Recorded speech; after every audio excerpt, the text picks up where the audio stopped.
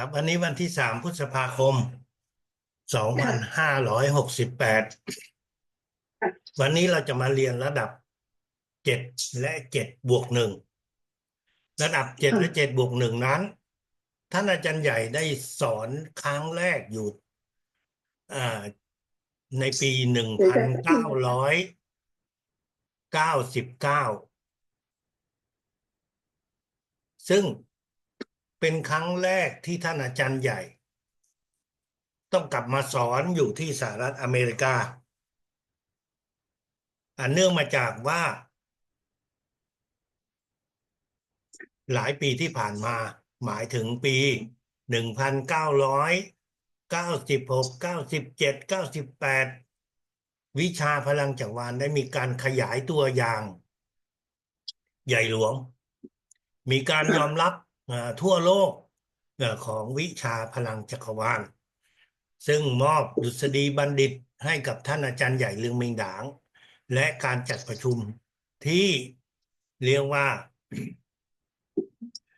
มีคนจำนวน6,000 คนเข้าร่วมอยู่ที่ยุโรปจึงทำให้ผู้นำหลายคนในทางด้านอื่นๆศาสตร์อื่นๆเขาเกิดความตกใจว่าคนทั้งโลกจะแห่เข้ามานับถือในวิชาพลังจักรวาลจึงมีอุบัติเหตุที่เกิดขึ้นกับท่านอาจารย์ใหญ่หรือเมงดาง ทำให้ท่านไม่สามารถที่จะเดินทางไปประเทศต่างๆสอนได้ แต่ถึงอย่างไรก็ตามท่านก็ได้ทำการสอนในสหรัฐอเมริกาลูกศิษย์ทั้งหลายก็จะต้องเดินทางไปสหรัฐอเมริกาการเดินทางไปสหรัฐอเมริกานั้นสำหรับชาวยุโรปตะวันออกตะวันตกก็ไม่มีปัญหาแต่สำหรับชาวยุโรปตะวันออกนั้นจะเดินทางไปอเมริกาไม่ได้คนไทยเองเดินทางไปอเมริกาก็ยากลำบากเช่นเดียวกันเพราะว่าค่าใช้จ่ายมันสูงหลายอย่างทั้งค่าเรียนทั้งโรงแรมการเดินทางแต่ถึงอย่างไรก็มี100 กว่าคนไทยที่เดินทางไปเรียนที่สหรัฐอเมริกาในช่วงนั้นตัวของอาจารย์จรุนเองนั้นก็เหมือนกับทุกคนที่ไปขอวีซ่าครั้งแรกโดนอุบัติเหตุถูกปฏิเสธครั้งที่สองก็ถูกปฏิเสธเราก็เลยแต่งตัวให้เรียบร้อยไปขอวีซ่าครั้งที่สาม100 กว่าคนขอได้แล้วแต่ว่าล่ามยังขอไม่ได้โอ้ดังนั้นการขอครั้งที่สามนั้นแล้วก็เกิดคิดขึ้นมาได้ว่าเอ๊ะแต่ทำไมเราไม่ใช้วิชาพลังจักรวาลเราส่งพลังเข้าไปที่สถานทูตเพื่อขอให้การขอวีซ่านั้นได้เรียกว่าสะดวกมากขึ้นก่อน1 สัปดาห์ที่จะไปขอเราก็เริ่มส่งพลังคนที่เกี่ยวข้องตอนนั้นก็เริ่มช่วยกันส่งพลังและสิ่งที่มันเกิดขึ้นคือในวันที่ไปขอวีซ่านั้นอาจารย์จรูนได้รับวีซ่าเป็นเวลา10 ปีทุกโหคนที่ไปขอนั้นจะได้แค่ปี1 ปี2 ปีเท่านั้นแต่ของอาจารย์จรูนนั้นได้เป็นเวลา10 ปีเพื่อเดินทางไปสหรัฐอเมริกาในตลอดช่วง10 ปีนั่นคือสิ่งที่เราประหลาดใจและเราก็ได้พิสูจน์ได้เห็นว่ามันเป็นการบังเอิญมั้งที่เราสามารถที่จะขอวีซ่าได้อย่างที่เรียกว่าเราใช้พลังจักรวาลนี้ทั้งที่ตอนนั้นพวกเราก็เพิ่งเรียนแค่ระดับ6เท่านั้นนั่นก็คือสิ่งที่เราได้พิสูจน์ได้เห็นจากการที่เราได้ใช้วิชาพลังจักรวาล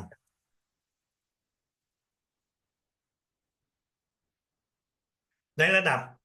7 และ 7+1ในช่วงแรกนั้นท่านอาจารย์ใหญ่เรืองเมงด่างก็ สอนเป็นสองระดับต่างกัน แต่พอเราได้เรียนผ่านไปแล้วเราถึงกันว่าสองระดับนี้มันมีความเหมือนกันในวิธีการปฏิบัติ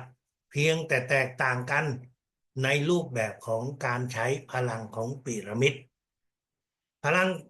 ของพีระมิดในระดับนี้เป็นพลังของพีระมิดเล็กสิ่งแรกที่เราจะต้องฝึกและปฏิบัตินั่นก็คือการทำสมาธิกับพีระมิด13 เซนติเมตรพีระมิด13 เซนติเมตรนั้นเราก็ยังฝึกมองจากบนลงล่างมองจากบนลงล่างหันหน้าพีระมิดด้านแบนเข้าหาเราแล้วเราก็มองทีละขั้นทีละชั้นทีละชั้นจากบนลงล่างแล้วก็ย้อนกลับไปในช่วงเวลา5 นาทีแต่ไม่เกิน30 นาทีเราฝึกมองจากบนลงล่างมองจากบนลงล่างนั่นคือการฝึกสมาธิของระดับ7และระดับ7+1การฝึกนี้เราต้องฝึกทุกๆวันและฝึกก่อนที่เราจะทำการรับพลังด้วยพีระมิดเล็กพีระมิดที่เราฝึกสมาธินั้นจะเป็นพีระมิด13 เซนติเมตรแต่พีระมิดที่เราจะรับพลังนั้นเป็นพีระมิดเล็กพีระมิดเล็กนี้มีขนาดความยาวของแต่ละด้านนั้นโดยประมาณ5 เซนติเมตรนั่นคือการที่เราจะรับพลังของพีระมิดเล็กเราจะต้องจินตนาการพีระมิดเล็กนี้อยู่บนศีรษะของเราใช้จินตนากา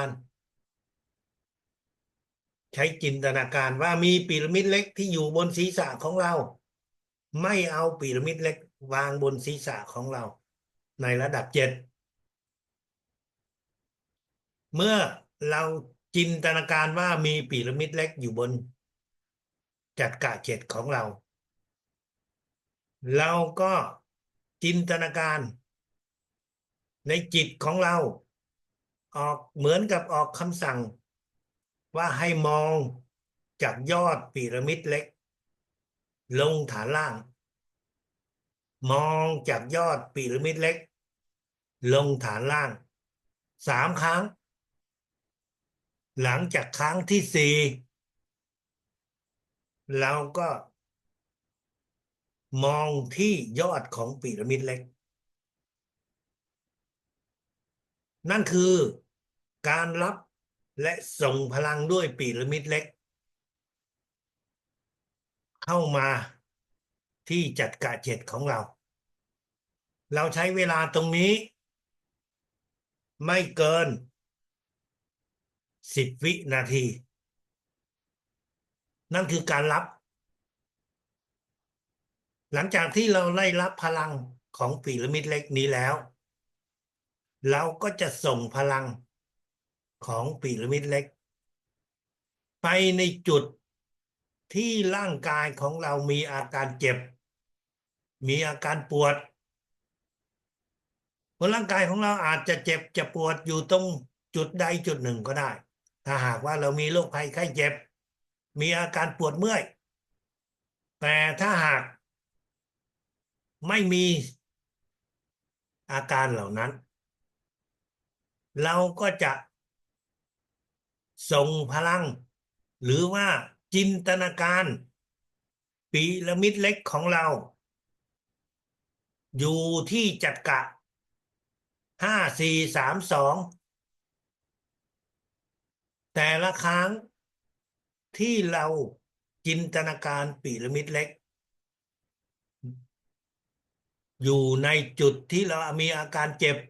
หรือว่าอยู่ที่จักระต่างๆเราก็ใช้คำสั่งในทางจิตว่าให้มองจากบนลงล่างมองจากยอดพีระมิด ลงฐานล่าง มองจากยอดพีระมิดลงฐานล่าง3 ครั้ง แล้วจินตนาการไม่ได้ ไม่เหมือนกับตอนที่เราทำสมาธิ เพราะว่าพีระมิดนี้มันเล็กมาก แต่เราออกเป็นคำสั่ง และเมื่อย้อนเมื่อมองจากพีระมิดเล็กลงฐานล่าง3 ครั้ง ครั้งที่ 4ก็คือเราออกคำสั่งว่ามองที่ยอดพีระมิดเล็ก เมื่อเราทำครบ3 ขั้นตอนนี้ ในจุดใดจุดหนึ่ง3 ขั้นตอนนี้ก็จะทำให้พลังเข้าไปในจุดที่เรามีอาการเจ็บมีอาการปวด นั่นคือการรับและส่งพลังให้กับตัวเราเอง ขอย้ำใหม่อีกรอบหนึ่งเพื่อจะได้เข้าใจได้ชัดเจนและถูกต้อง เพื่อเป็นการรับพลังของพีระมิดเล็ก ให้เรามองจากยอด ให้เราจินตนาการพีระมิดเล็กบนจักระ7ของเรา มองจากยอดลงฐานล่างครั้งที่ 1 มองจากยอดลงฐานล่างครั้งที่ 2 มองจากยอดลงฐานล่างครั้งที่ 3 ครั้งที่ 4ก็คือมองที่ยอดของพีระมิดเล็ก ใช้เวลาไม่เกิน10 วินาที นั่นคือการเริ่มต้นรับพลังพีระมิดเล็กเข้าที่จักระ7ต่อมา เราก็จะส่งพลังไปในจุดต่างๆ และจักระของเรา โดยจินตนาการพีระมิดเล็กในจุดที่เราจะส่งพลัง มองจากยอดลงฐานล่าง3 ครั้ง ครั้งที่ 4มองที่ยอดของพีระมิดเล็ก จะทำกี่จุดก็ได้ เพราะว่าเราใช้เวลาแต่ละจุดนั้นก็ไม่เกิน30 วินาที ในช่วงเวลา5 นาที เราก็สามารถที่จะมองได้6 จุดเป็นอย่างน้อย แต่ถ้าเราลดเวลาลง เพราะว่าจำนวนจุดเราจะทำให้เราสามารถมองได้หลายจุดมากขึ้น นั่นคือการรับส่งพลังให้กับตัวเราเอง เราในบางครั้งเรามีโรคอยู่ในตัว แต่เราไม่รู้ เพราะอาการโรคเหล่านั้น มันเป็นอาการที่ยังเล็กน้อยอยู่ ถ้ามีหมอมีเครื่องมือ ก็สามารถที่จะตรวจได้ว่าร่างกายของเรามีโรคเหล่านั้นหรือไม่ ไม่ว่าจะเป็นโรคมะเร็ง ความดัน หรือว่าโรคเบาหวาน หรืออาการอื่นๆ แต่โดยหลักการนั้นเราก็จะต้องเข้าใจอย่างหนึ่งว่า เมื่อเรามีอายุ ร่างกายของเรานั้นเซลล์ในร่างกาย มันหมดอายุไข เพราะว่าเซลล์ต่างๆก็จะอยู่ในร่างกายของเราโดยประมาณ90 วัน มันจะต้องถูกสลายออกไปและสร้างเซลล์ใหม่ขึ้นมาสำหรับคนที่มีอายุ ขั้นตอนขบวนการนี้มันจะช้า ดังนั้นร่างกายของเราถึงอ่อนแอ ร่างกายของเราถึงมีการชรา เมื่อเรารับและส่งพลังเข้าไปกระบวนการนี้มันก็จะเกิดขึ้นเร็วขึ้น จึงทำให้ร่างกายของเรา ถ้าเราดูภายนอก ผู้ที่รับพลังให้กับตัวเองสม่ำเสมอ ก็จะทำให้ร่างกายของเรานั้น ดูภายในเราดูไม่ออก แต่ภายนอกเราดูได้ที่ผิวหนังของเรา มันจะเต่งตึงขึ้น มันจะขาวขึ้น กล้ามเนื้อของเราก็จะแข็งแรงมากขึ้น นั่นคือสิ่งที่เราจะได้จากการฝึกรับส่งพลังให้กับตัวเราเอง ครับนี่คือส่วนการรับส่งพลังให้กับตัวเราเอง ไม่ทราบว่าคุณหมออ่าจะมีอะไรถามหรือไม่ก็สามารถถามได้เลยตอนนี้ เพื่อจะได้เข้าใจได้ถูกต้อง พอดี ค่ะขอบพระคุณอาจารย์เลยค่ะเพราะว่าจะเป็นสะท้อนเดี๋ยวเข้าปิดสักอันหนึ่งโอเคพวกนี้ไม่รู้เป็นอะไรรู้สึกอ่อนเพลียมากเหมือนคนแบตหมดแล้วเนี่ยค่ะอาจารย์เพิ่งได้คำตอบจากอาจารย์ว่าเซลล์มันสร้างช้าฉะนั้นเซลล์แก่มันเลยยังสะสมอยู่ตอนนี้ถ้าสมมุติว่า อย่างที่อาจารย์สอนเนี่ยผมใช้วิธี7แล้วก็6 5 4 3 2มันจะเป็นการดีท็อกเซลล์ที่หมดอายุไหมคะถูกต้องครับ คือเราส่งพลังตามจักระของร่างกายของเรานะครับด้วยการจินตนาการพีระมิดเล็กในจักระต่างๆที่ได้กล่าวไว้เมื่อกี้นี้เริ่มตั้งแต่7 5 4 3 2จะทำให้ร่างกายของเรานั้นเปลี่ยนแปลงหลังนั้นอาการต่างๆมันก็จะได้ลดลงอาการปวดเมื่อยตามร่างกายมันก็จะลดน้อยลงนะครับแต่ต้องเข้าใจว่าการส่งพลังนั้นมันใช้เวลาเพราะเซลล์ในร่างกายของเรานั้นกว่า90 วันมันถึงจะมีการเปลี่ยนแปลงหมดทุกเอ่อเซลล์ได้ดังนั้นเราก็ค่อยๆทำไปวันละ1 ครั้งวันละ1 ครั้งอย่าส่งพลังหลายครั้งใน1 วันนะครับแต่ละจะกะทำครั้งเดียวเท่านั้น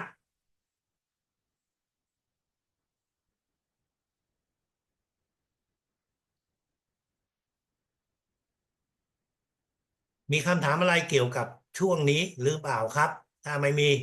เราก็ ไม่มีนะคะตอนนี้เราก็จะมาเข้าการส่งพลังให้กับผู้อื่น การส่งพลังให้กับผู้อื่นนั้นมันหมายถึงว่าไม่ว่าจะเป็นใครก็ตาม เราหลังจากที่เราทำสมาธิ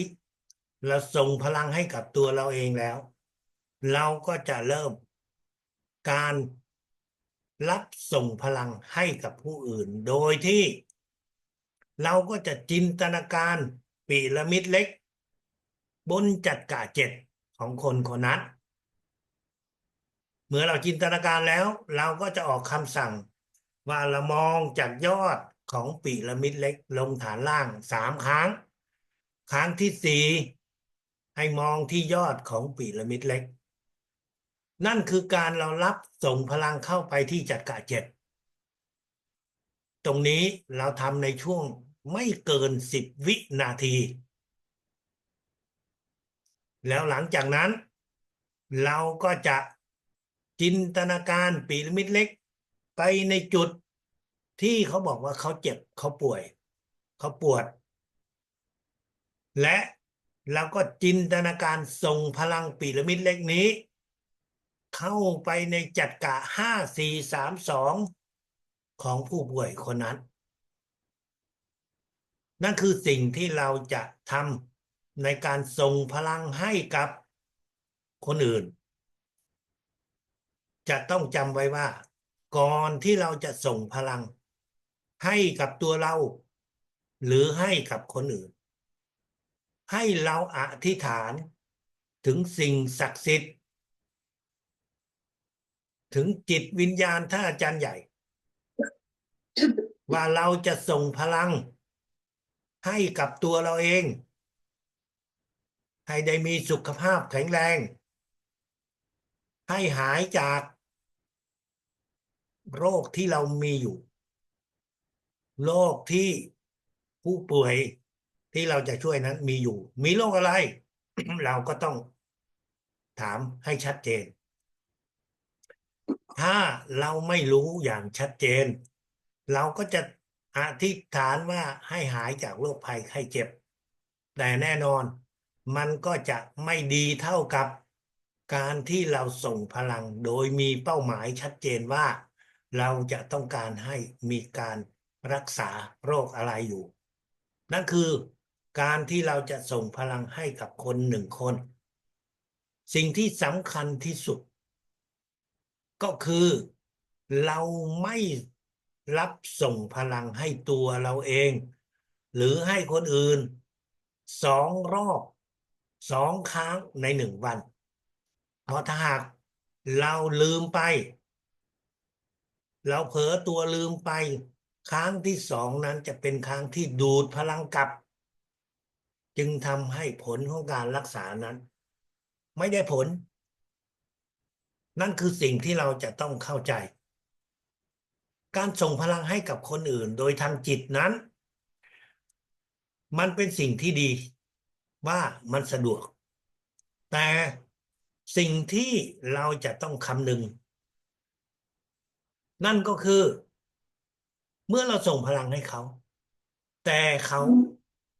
มีจิตนั่งรับพลังกับเราหรือเปล่า ตอนที่เราส่ง เขากำลังทานข้าว เขากำลังอาบน้ำ เขากำลังไปช้อปปิ้ง เขากำลังสนุกสนานกับเกมในโทรศัพท์ หรือกิจกรรมอย่างอื่น การส่งพลังที่เรามีจิตเมตตาเราส่งให้เขา แต่ตัวเขาเองนั้น ไม่ได้ตั้งจิตที่จะรับ ถ้าเป็นสมัยก่อนเราไม่มีโทรศัพท์ แล้วก็ต้องยอมรับนัดเวลากัน แต่ถ้าในสมัยนี้ สิ่งที่เราควรจะทำก็คือเขากับเราโทรหากัน แล้วเรากับเขามองเห็นหน้ากัน จิตของเขามองมาที่เรา จิตของเราอยู่ไปที่เขา มันก็เป็นเรื่องเราต้องทำอยู่แล้ว แต่เขาต้องมีจิตรับกับเรา ประสิทธิภาพของการส่งพลังถึงจะดีขึ้นมากขึ้น แต่ถ้าหากเราส่งพลังด้วยความเมตตา ให้กับคนคนหนึ่ง โดยที่คนคนนั้นเขาอาจจะยังไม่เชื่อ แต่เรามีความรักความเมตตาต่อคนคนนั้น เราก็ทำในทางจิตแบบเขาไม่ได้สนใจ อันนั้นเราต้องยอมรับว่าประสิทธิภาพมันก็จะต้องน้อยกว่าวิธีการที่เราเรียกว่า ตัวโทรจิตหากัน โทรศัพท์หากัน การส่งพลังให้กับ1 คนนั้น เราจะต้องมีการฝึกฝน ส่งพลังแบบตัวต่อตัว นั่นหมายถึงว่าในช่วงเวลาไหนที่เราออกไปข้างนอก เราเจอกับคนที่เรารู้จัก เจอกับคนที่เราเพิ่งรู้จัก เขาได้บอกถึงอาการเจ็บป่วยร่างกายของเขาโดยบังเอิญ หรือว่าโดยตั้งใจ เมื่อเราได้รับรู้ถึงอาการเหล่านั้น เราก็ขออนุญาตเขาว่า เดี๋ยวลองใช้พลังจักรวาลดูเราวางมืออยู่ที่จักระ7ของเขา อยู่ที่จักระอยู่ที่เขาเจ็บป่วย แล้วเราใช้จิตของเรา ส่งพลังของปิรามิดเล็กเราวางมือ แต่เราใช้จิตของเราคิด ออกคำสั่งว่า พลังพีระมิดเล็ก จินตนาการพีระมิดเล็ก บนจุดต่างๆ บนที่เขาเจ็บเขาป่วย แล้วเราก็จินตนาการออกคำสั่ง มองจากยอดลงฐานล่าง มองจากยอดลงฐานล่าง3 ครั้งและมองที่ยอด อย่าลืม อย่าลืมอธิษฐานถึงสิ่งศักดิ์สิทธิ์จิตวิญญาณท่านอาจารย์ใหญ่ ว่าเราจะส่งพลังให้เขาเพื่ออะไร นั่นคือการส่งพลังให้กับคน1 คนที่เราฝึกใช้มือ ฝึกเพราะว่าเราเจอกับเขา ในที่ใดที่หนึ่ง ในห้องประชุม หรือในที่ส่วนตัว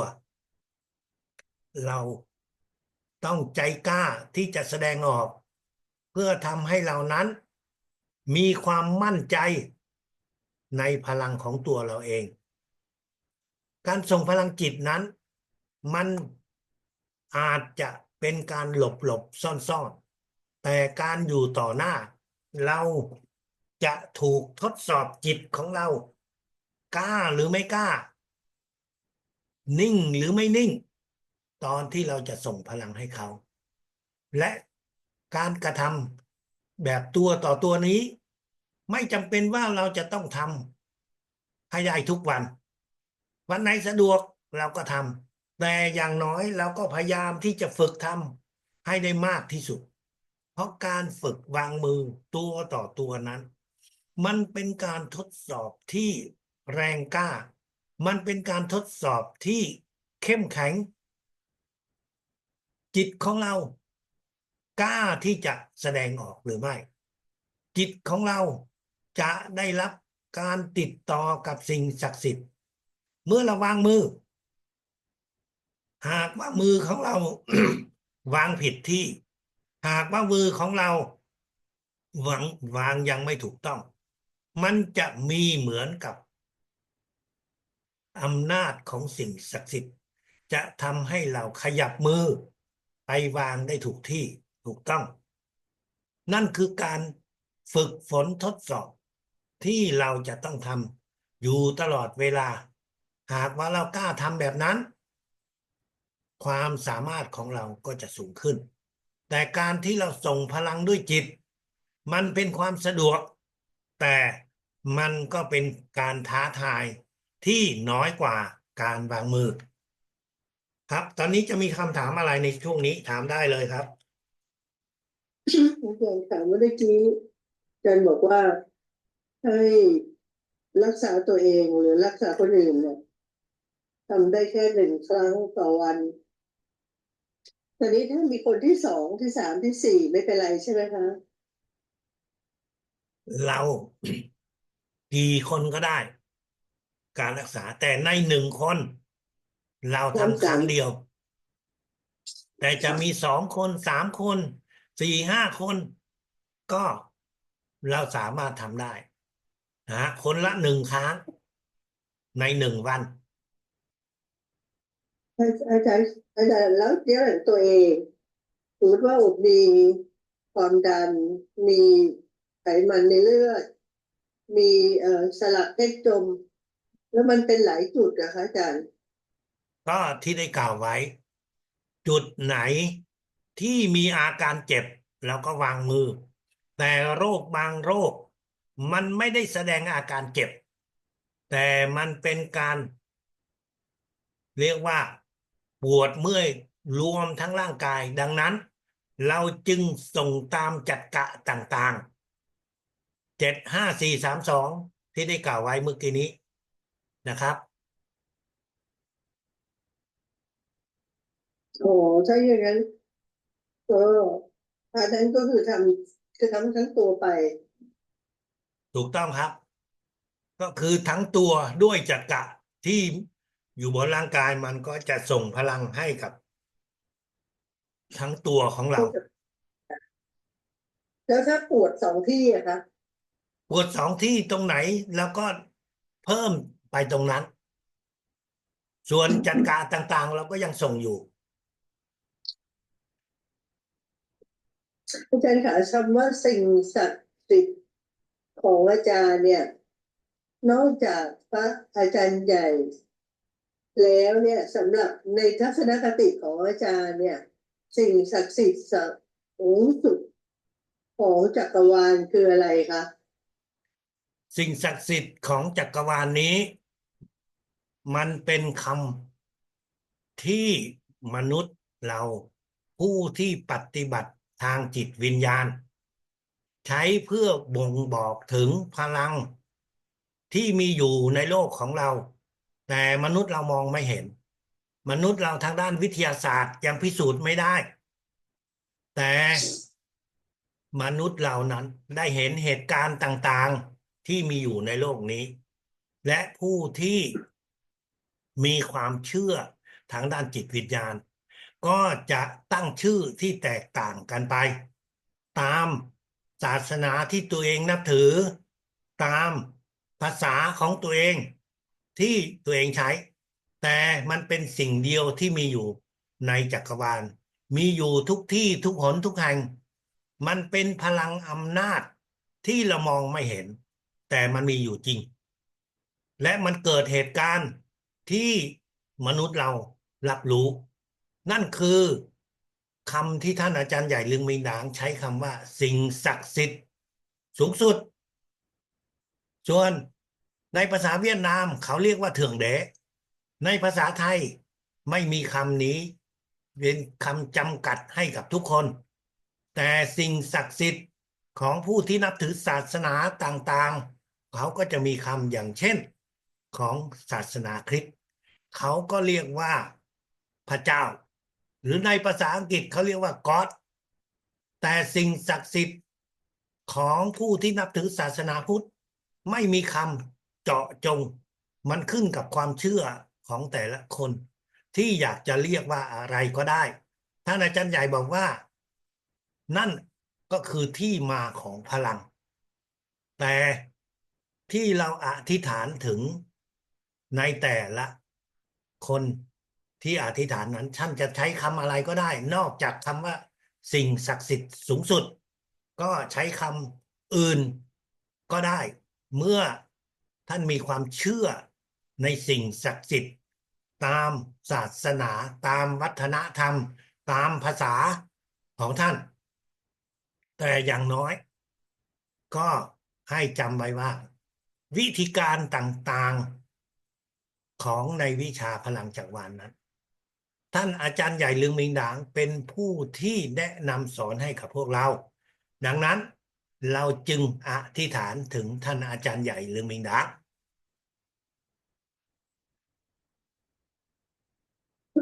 อันนี้ถ้าอย่างนั้นเนี่ยคือเราก็อธิษฐานถึงอาจารย์ใหญ่ และเรียกว่าเป็นองค์จิตจักรวาลได้ไหมคะได้ทั้งนั้นถ้าหากว่าเราเชื่อว่าพลังจิตจักรวาลคือสิ่งที่สูงสุดเพราะว่าถ้าเป็นภาษาอื่นเขาก็ไม่ใช้คำภาษาไทยแล้วเราอย่างเช่นคนเวียดนามว่านั่งเรือเทิงเดอย่างเงี้ยคนไทยฟังรู้เรื่องไหมไม่รู้เรื่องแต่คนเวียดนามเขาก็อธิษฐานแบบนั้นแล้วบอกว่าเขาไม่มีพลังได้ก็ไม่ใช่เพราะว่ามันขึ้นกับวัฒนธรรมขึ้นกับภาษานะครับไม่ได้ขึ้นเอ่อกับไอ้คำว่าจะเรียกว่าเป็นคำว่าอะไรแต่มันขึ้นกับว่าจิตของเรานั้นอ่ะเชื่อในสิ่งที่สูงสุดนั้นหรือไม่ แต่เพียงแต่ว่าผมอยากรู้ว่าในองค์ความรู้ของที่แท้จริงเนี่ยสิ่งศักดิ์สิทธิ์ที่เป็นพลังสูงสุดเนี่ยจริงๆแล้วเนี่ย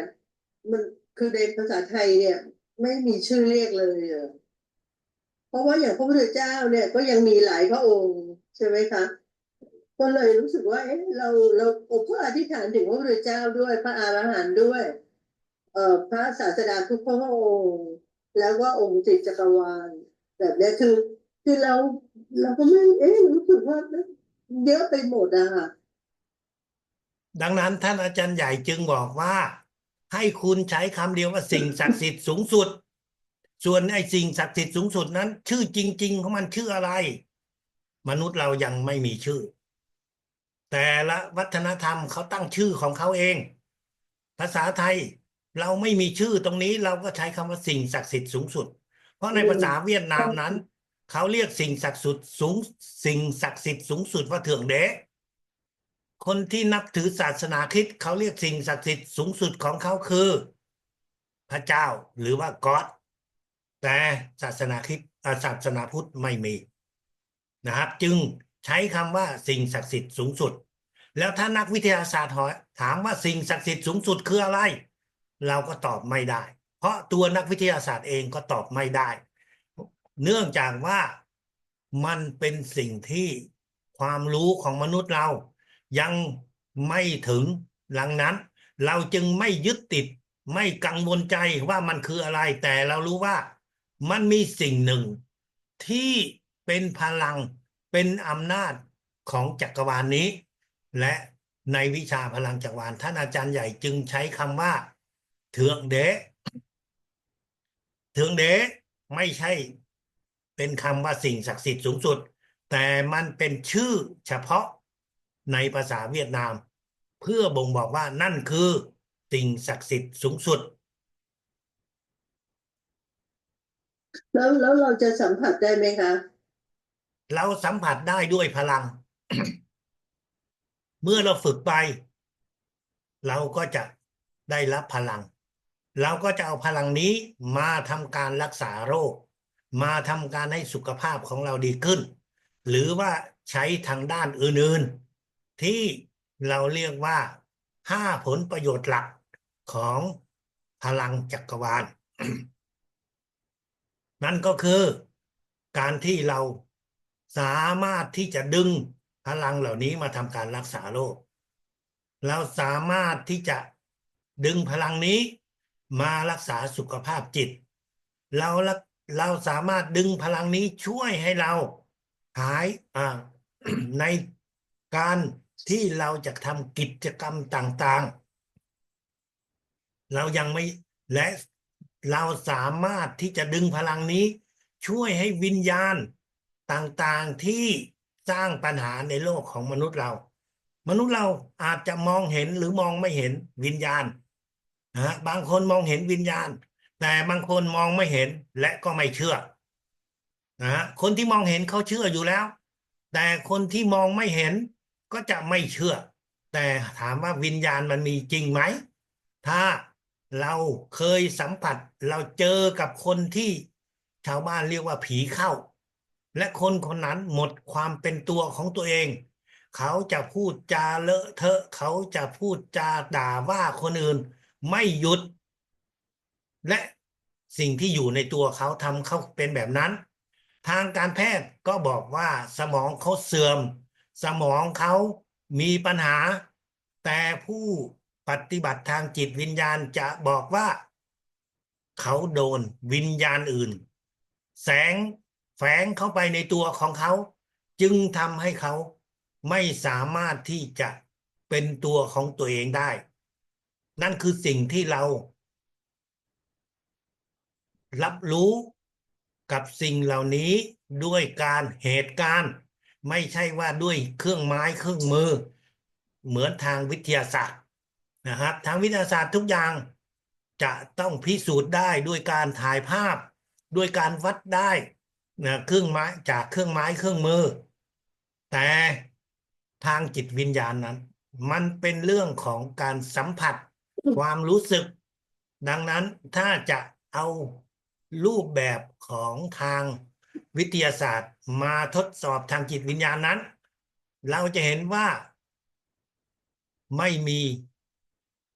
ความสามารถที่จะถ่ายภาพวิญญาณถ่ายภาพของสิ่งศักดิ์สิทธิ์ได้ แต่ผู้ที่นับถือผู้ที่ปฏิบัติทางจิตวิญญาณ ก็บอกว่ามันมีอยู่นะ มันอยู่ตรงนี้มันอยู่ตรงนั้น ตรงนี้เราไม่สามารถที่จะมาถกเถียงกัน เพราะเราอยู่ในคนละศาสตร์หนึ่งที่เราเรียกว่าวิทยาศาสตร์ อีกศาสตร์หนึ่งนี้ก็คือศาสตร์ทางจิตวิญญาณ มันต้องเรียกว่าใช้วิธีการที่ต่างกันคำถามอื่นครับ อาจารย์คะอย่างการฝึกสมาธิที่อาจารย์ให้ไล่จิตเนี่ยจากบนทีละขั้นลงมา แล้วก็ทำไปเรื่อยๆเนี่ยนะคะรบกวนถามอาจารย์ว่าถ้าอบเอารูปถ่ายพีระมิดเนี่ย ไว้ที่จอ แล้วอบฝึกเวลาอบเดินทางได้ไหมคะ เราทำแบบนั้น ทำได้ ถ้าพูดในรูปแบบของทางวิทยาศาสตร์ มันก็เป็นรูปของพีระมิด แต่ในทางจิตวิญญาณ รูปภาพเหล่านั้นไม่มีพลัง เมื่อเราฝึกกับสิ่งที่ไม่มีพลัง เราก็จะไม่ได้พลัง มัน รู้สึกพีระมิดกระดาษไม่ค่อยแข็งแรง มันก็เหมือนกับเราบอกว่าอ่ะรูปพระทำไมเขาต้องไปซื้อพระไปเช่าพระ เพื่อใส่เข้าไปในตัวของเขาทำไมเขาไม่ถ่ายรูปของพระ แล้วก็เอามาเอ่อแขวนเอามาใส่ไปในสร้อยคอล่ะทำไมไม่เอารูปพระเหล่านั้นพระบางองค์เนี่ยเป็นล้านบาทเลยเป็นหลายแสนล้านบาททำไมไม่ถ่ายรูปเอาเหล่านั้นน่ะก็เพราะว่ารูปภาพไม่มีพลังรูปภาพไม่สามารถที่จะทดแทนของจริงได้พีระมิดก็ลักษณะเดียวกันเพราะพีระมิดมีการรับพลังและมันเป็นสิ่งที่เราเรียกว่า3 มิตินะครับนั่นก็คือเหมือนกับวัตถุต่างๆที่เป็นวัตถุศักดิ์สิทธิ์นะฮะดังนั้นวิธีการที่บอกไว้นั้นถ้าในทางวิทยาศาสตร์มันก็สิ่งเดียวกันนั่นแหละแต่ว่าในทางจิตวิญญาณมันไม่ใช่สิ่งเดียวกันครับ อาจารย์แล้วถ้าเราใช้ฟอสอย่างนี้ล่ะคะแล้วอบมาตีเส้น13 เส้นคืออบกำลังคิดถึงว่าอบเดินทางแล้วอบขนไปได้อ่ะค่ะอันนั้นมันเป็นเหมือนกับพลาสติกเป็นก้อนใช่ไหมครับก็เป็นคริสตัลถูกต้องทำได้ครับเป็นคทำได้วอร์ตแต่ว่าต้องให้มันรับพลังด้วยนะครับถ้าคุณค่ะหมออยากค่ะใช้ก็เอารับพลังก็ได้เหมือนกันครับแต่อ๋อว่าค่ะไอ้พีระมิดนี้ในความเป็นจริงเนี่ยเราไม่ได้โอ้ใช้ได้ เราไม่ได้ใช้เพื่อรับพลังนะครับไม่ใช่ใช้เพื่อทำสมาธิแต่เราใช้พีระมิดเล็กนั้นเพื่อในการรับพลังในการจินตนาการนะครับจริงๆถ้าอยากจะทำต้องทำตัวแบบนี้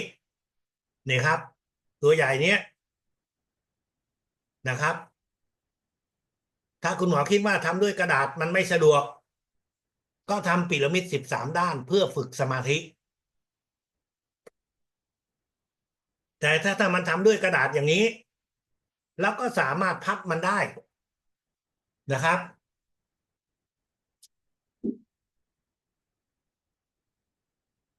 เข้าใจที่ผมพูดอธิบายใช่ไหมครับคือมันเป็นกระดาษแล้วก็สามารถที่จะพับมันได้แล้วตอนไหนฝึกเราก็กางมันออกมาสมัยตอนที่อ่า ช่วงแรกๆนั้นมีคนบางคนเขาเอากระดาษของพลังจักรวาลคือเป็นพวกชีทที่ได้มีการรับเอาไปให้เอาไปให้คนที่เขาทำการให้เช่าพระพอกระดาษแผ่นนั้นส่งให้คนที่เขาขายของสิ่งเหล่านั้นเขาแตะเข้ากระดาษ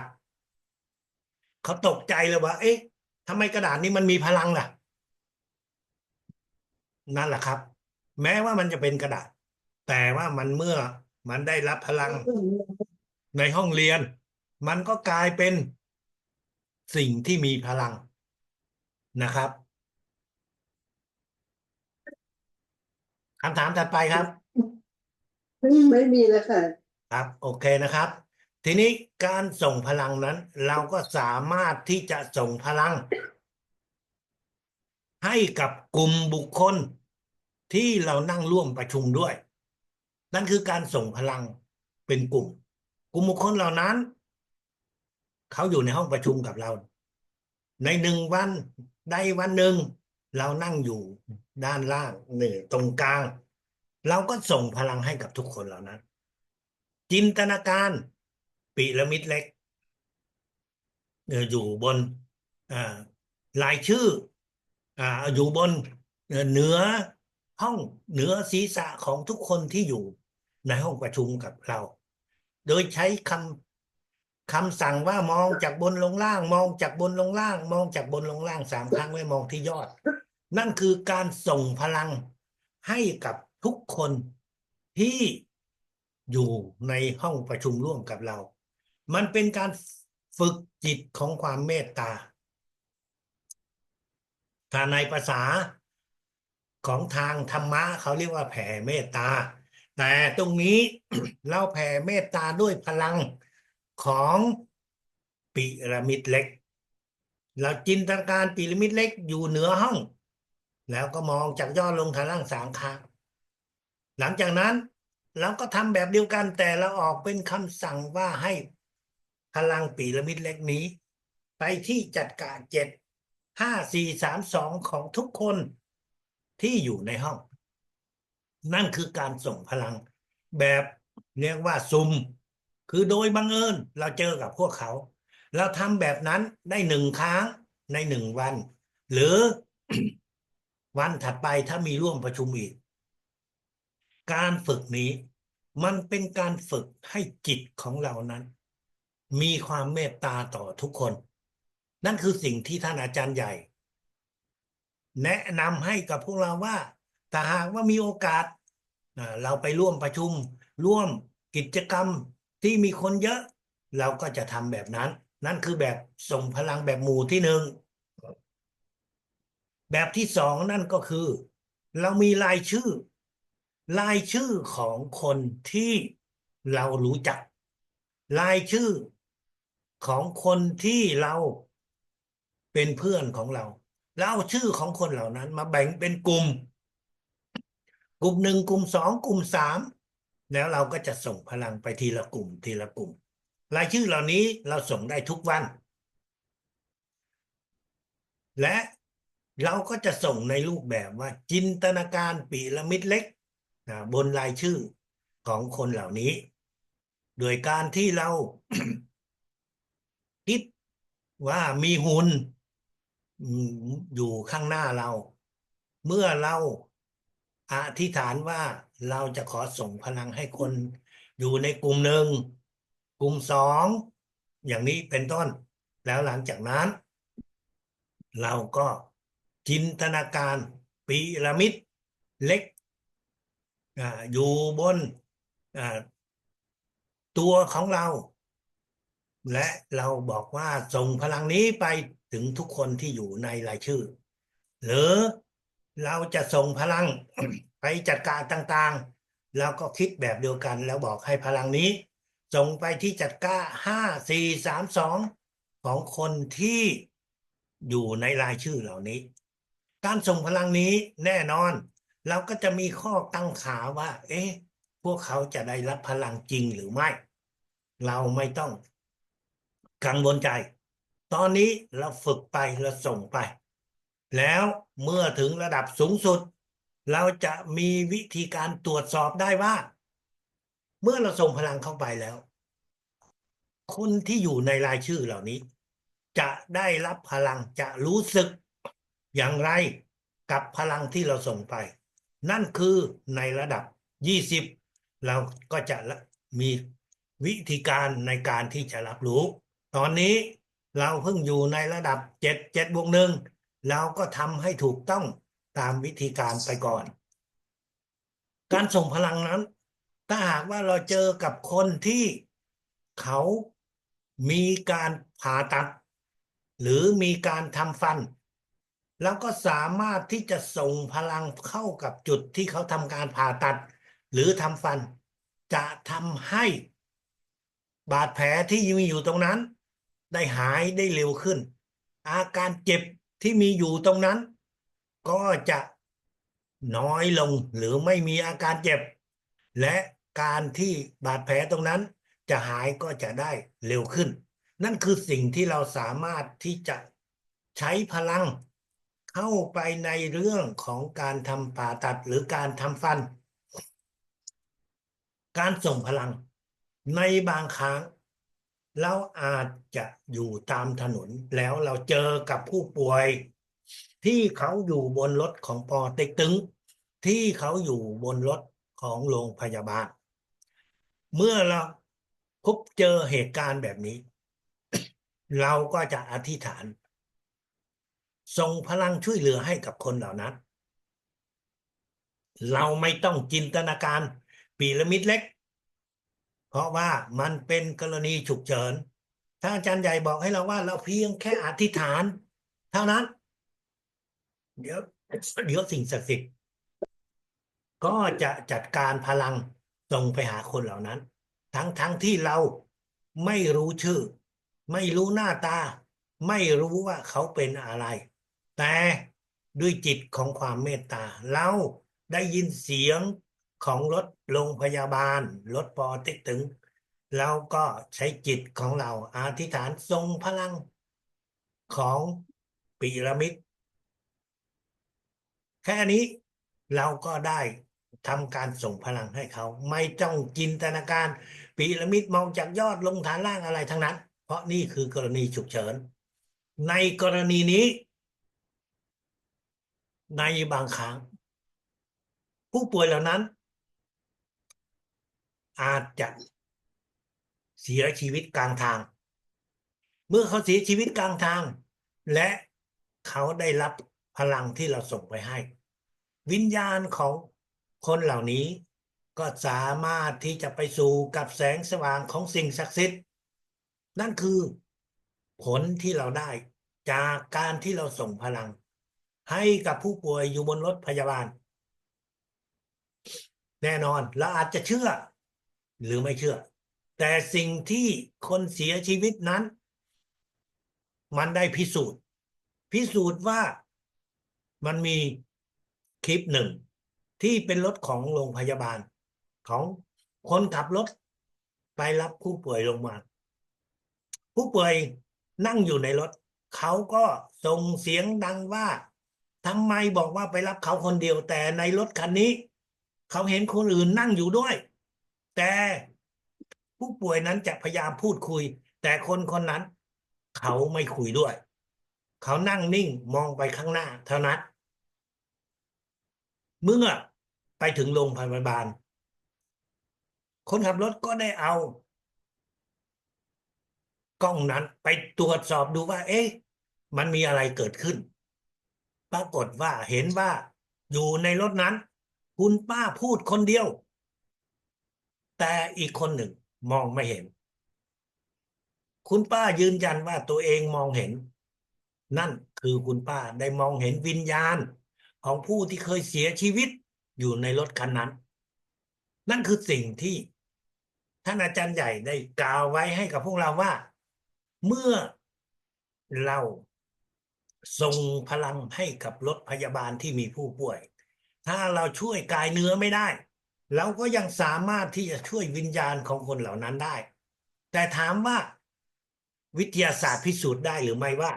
มีวิญญาณนั่งอยู่ในรถนั้นแน่นอนไม่มีแต่คุณป้านั้นเขาบอกว่าเขาไม่ได้ตาฝาดเขาเห็นอย่างชัดเจนดังนั้นในทางวิทยาศาสตร์กับทางจิตวิญญาณนั้นบางครั้งเราจะบอกว่าถูกผิดไม่ได้ในเมื่อสองรูปแบบของการรับรู้มันต่างกันในวิชาพลังจักรวาลของในปีระดับ7และ7+1นั้นในปี1999เป็นปีที่ทั้งโลกมีความกังวลใจว่าโลกของเรานั้นไฟจะดับเพราะว่าระบบคอมพิวเตอร์จะทำงานผิดพลาดในปี 2000เนื่องจากว่าในสมัยก่อนเขานิยามปีนั้นเอาแค่2ตัวเลขสุดท้าย91 92 93ดังนั้นเมื่อถึงปี 2000มันกลายเป็น2เลข0และระหว่าง 2,000 กับ 1,900มันเป็นปีไหนกันแน่คอมพิวเตอร์อาจจะไม่รู้เพราะในปี 1,900คอมพิวเตอร์ยังไม่มีดังนั้น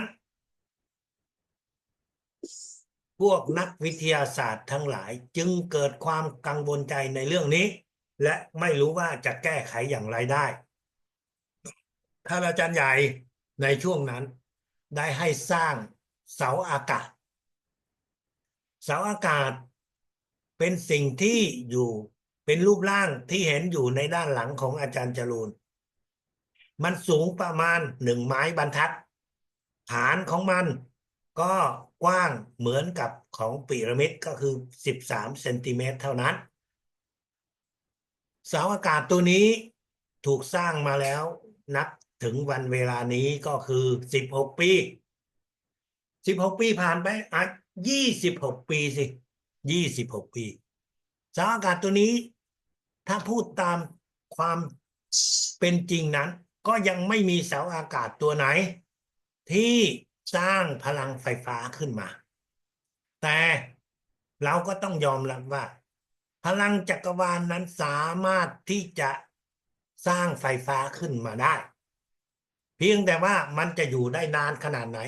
ในรูปภาพที่เราเห็นมีรูปหนึ่งที่อยู่ทางอ่าด้านซ้ายของอาจารย์จรูนมีหลอดไฟเล็กๆที่มันสว่างขึ้น นั่นมันบ่งบอกว่าเสาอากาศนี้สร้างไฟฟ้าได้ เพียงแต่ว่ามันเป็นเพียงแค่จุดเริ่มต้น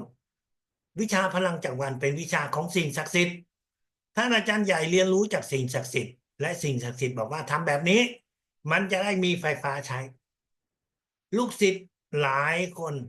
ก็เคยถามอาจารย์ใหญ่ว่าทำไมพวกเขาฝึกมา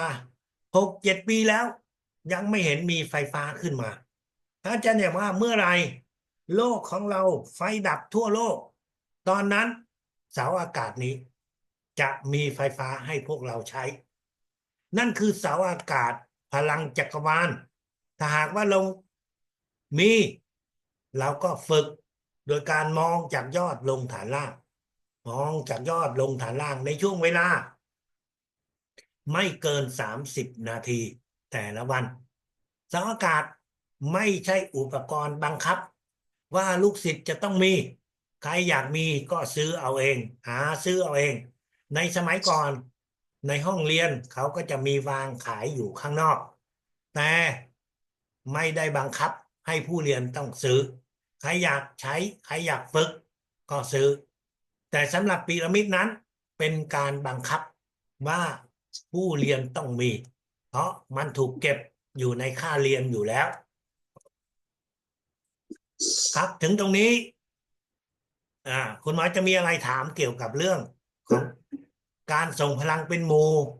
การส่งพลังให้กับพีระมิดหรือรูปแบบต่างๆที่ได้กล่าวไว้ เชิญครับ มีสองคำถามค่ะอาจารย์คำถามที่หนึ่งก็คือผู้ป่วย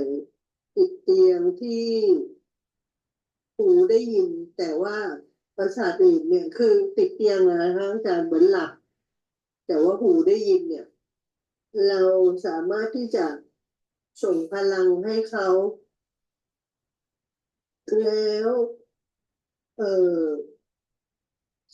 คือผมกำลังพูดถึงการเตรียมวาระจิตสุดท้ายอะค่ะเราควรจะทำยังไงคะ คนที่พออยู่ ดีคุณแม่เพื่อนเป็นคนที่อยู่ติดเตียงนะครับ เราส่งพลังให้เขาไปทุกวันนั้นนะจะช่วยทำให้อาการเจ็บปวดอยู่ในร่างกายของเขานั้น ได้ลดน้อยลง เขาจะได้อยู่ในอาการสงบนะครับ อันนั้นอันที่หนึ่งที่เราจะได้ เพราะเมื่อร่างกายนั้นมันสูญเสียเซลล์ต่างๆในร่างกาย เกินกว่าที่มันสามารถที่จะกลับมาได้ปกติ แล้วก็ส่งพลังเข้าไป เพื่อให้ท่านเหล่านั้น ได้รับพลังให้กายเนื้อนั้นได้มีความเจ็บปวดน้อยลง นั่นคือสิ่งที่เราทำได้ เพราะมันมีบางคนนะครับ ในวาระสุดท้ายเนี่ยเขาเจ็บปวดเขาดิ้นรนกับความเรียกว่าเจ็บอยู่ในร่างกาย แต่เขาอาจจะพูดอะไรไม่ออก แต่มันเป็นการเจ็บปวดในกายเนื้อภายใน ส่วนที่สองเราก็เข้าใจแล้วว่าวาระสุดท้ายของเขาใกล้จะมาถึง สิ่งที่เราควรจะทำอีกอย่างหนึ่ง นั่นก็คือการเปิดจัดกะ100%ให้กับผู้ป่วยคนนั้น การเปิดจัดกะ100%นั้น ถ้าสมมุติว่าเราสามารถที่จะสัมผัสกับจัดกะ6และจัดกะ7เขาได้ ก็เราจะได้ขอให้ผู้ที่มีความสามารถช่วยเปิดจัดกะ100%ให้กับผู้ป่วยคนนั้น ถ้าเป็นคุณแม่ของเราเขาอยู่ในห้อง ICU เรามีโอกาสเข้าไปเยี่ยมไหม ถ้ามีเราก็วางมือตรงนั้น แล้วเรียกหาอาจารย์จรูนบอกว่าผู้เปิดจัดกะให้คุณแม่ด้วยโดยที่เราเป็นคนวางมือให้คุณแม่ นั่นคือสิ่งที่เราสามารถทำได้ การวางมือเปิดจักระ100%นั้น จะทำให้ดวงจิตวิญญาณของคุณแม่ ได้รับพลัง เพื่อที่จะเมื่อวิญญาณออกจากร่าง ท่านก็จะได้ไปสู่กับสิ่งศักดิ์สิทธิ์ได้อย่างง่ายๆ นั่นก็คือสิ่งที่เราควรที่จะทำนะครับ แล้วเมื่อไหร่คุณแม่จากไป วิญญาณของท่านก็จะไปสู่โลกของสิ่งศักดิ์สิทธิ์ได้ทันที นั่นคือสิ่งที่เราสามารถที่จะทำได้นะครับคำถามอื่นครับ อาจารย์ขออนุญาตทวนตรงนี้ค่ะสมมติว่าคือคุณแม่น้องสะใภ้อบอ่ะมีอาการอย่างนี้อยู่แล้วน้องสะใภ้อบก็ยังไม่ได้เรียนรู้อะไรทีนี้ถ้าอบให้แต่เขาเชื่ออบนะคะอย่างสมมติถ้าอบบอกว่าให้เขาแต่ที่จัดการที่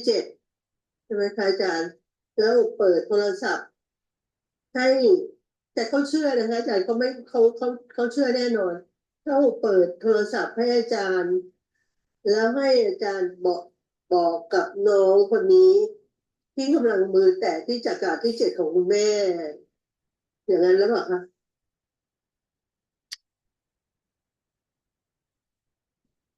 ถ้าเป็นมือของคนอื่น คนนั้นต้องเรียนพลังจักรวาลถึงจะทำได้ เออแต่ถ้าใช่ไม่เรียนพลังจักรวาลก็ต้องเป็นเจ้าตัวเองนะครับ1เจ้าตัวเองวางมือที่จักระ6 7คนอื่นวางแทนไม่ได้ คนที่จะถ้าวางอย่างนั้นคนที่จะวางแทนได้ต้องเป็นผู้เรียนพลังจักรวาลเท่านั้น ถ้าอย่างนั้นคือเขาอยู่นครศรีธรรมราชนะคะงั้นสมมติถ้าอย่างนั้นเนี่ยโอเปิดวิดีโออาจารย์ให้เขาให้น้องสะใภ้เนี่ยจับมือคุณแม่ไปแตะที่ศีรษะคุณแม่เองอย่างนี้ได้ใช่ไหมคะได้ถ้าให้ถ้าเขาจับมือคุณแม่ให้มือใช่คุณแม่วางที่จักระ6 7ของตัวเองดังนั้นได้ครับแต่อย่างนี้นะคะอาจารย์ตรงนี้เจ็ดและตรงนี้ต้องอย่างนี้ คุณแม่จะอยู่ท่านอนหรือท่านั่งก็ได้นอนอยู่ค่ะไม่นั่งแล้วค่ะอาจารย์ครับก็นอนหลับอย่างเดียวให้เขาเอามือของคุณแม่มาวางไว้ตรงนี้ใช่ค่ะแล้วทำไงต่ออาจารย์แล้วเขาก็โทรศัพท์มาให้ผมมองเห็น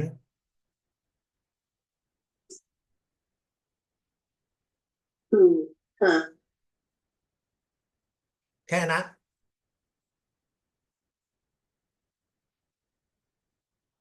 เอาใช่อาจารย์เออตอนนี้ถ้าเราเมื่อกี้ที่อาจารย์พูดถึงว่าวิญญาณทั่วไปเนี่ยเราเรียกว่าสัมภเวสีนะคะอาจารย์มันเป็นภาษาอื่นในภาษาเวียดนามไม่มีคำว่าสัมภเวสีมันมีคำว่าพลังแฝงที่อยู่ทั่วไปอันเดียวกันใช่ครับก็คือวิญเพราะฉะนั้นญาณหรือว่าพลังแฝง ค่ะค่ะ ตอนนี้อย่างในพลังแฝงเราก็ฝึกพอเราฝึกสมาธิเสร็จเราก็ส่งไปให้พลังแฝงทั่วไปได้เลยใช่ไหมคะไม่ใช่ ถ้าเราอยากจะส่งพลังแฝงให้กับพลังแฝงอย่างอื่นๆเดี๋ยวสักครู่เราจะมาพูดถึงนะครับก็คือนั่นก็คือเมื่อเราไปถึงที่ใดที่หนึ่งอย่างเช่นเราไปที่วัดเราไปที่โรงพยาบาลเราไปที่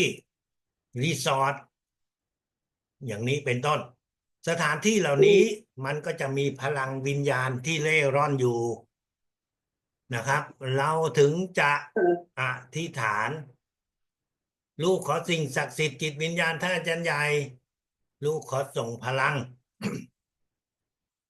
ให้กับวิญญาณพลังแฝงที่มีอยู่ในพื้นที่เหล่านี้ได้ไปสู่กับสิ่งศักดิ์สิทธิ์เราทำจากทางไกลไม่ได้นะครับนะฮะอืมเราทำทางไกลไม่ได้เราต้องไปถึงที่ตรงนั้นนะครับนั่นคือสิ่งที่เรียกว่าเพื่อ เราจะได้ส่งพลังแฝงนั่นคือรูปแบบที่หนึ่งรูปแบบที่สองเราก็อาจจะเจอกับคนที่โดนพลังแฝงหรือโดนวิญญาณเข้าหรือเราเรียกว่าผีเข้าเมื่อเราเจอกับคนที่